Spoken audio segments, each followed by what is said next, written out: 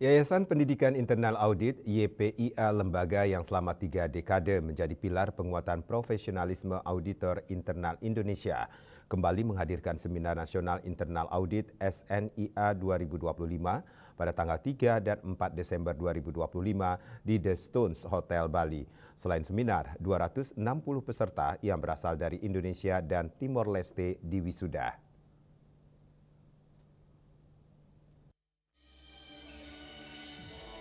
Kegiatan diikuti 700 orang perwakilan dari regulator, akademisi, auditor internal, BUMN, BUMD, BUMS, dan sektor publik yang telah membedah landscape risiko dan tata kelola baru yang akan menentukan arah profesi audit internal di masa mendatang.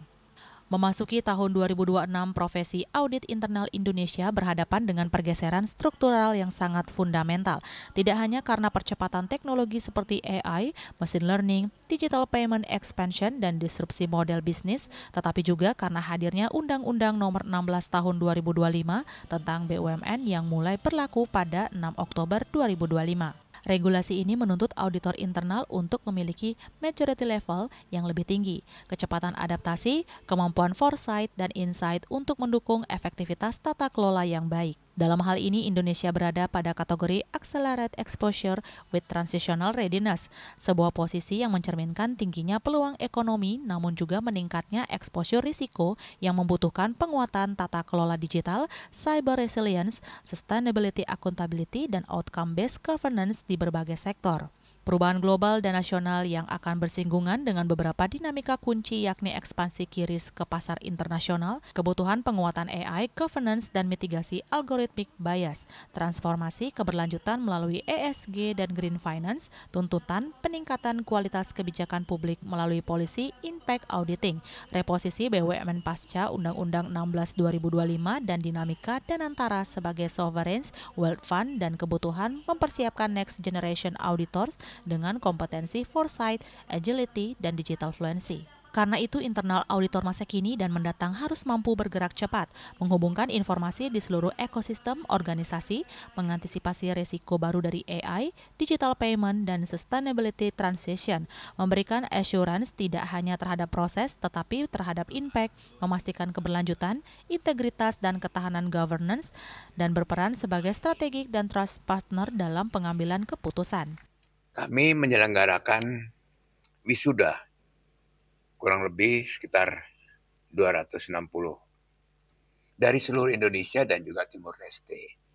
Harapan kami selalu adalah improvement, peningkatan dari kualitas internal audit.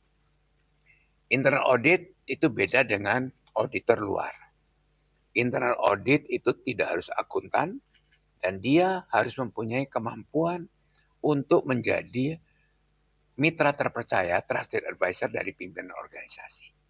Jadi tidak hanya ilmu keuangan atau ilmu auditing yang diperlukan, tapi pengetahuan juga foresight ke depan maupun insight ke dalam.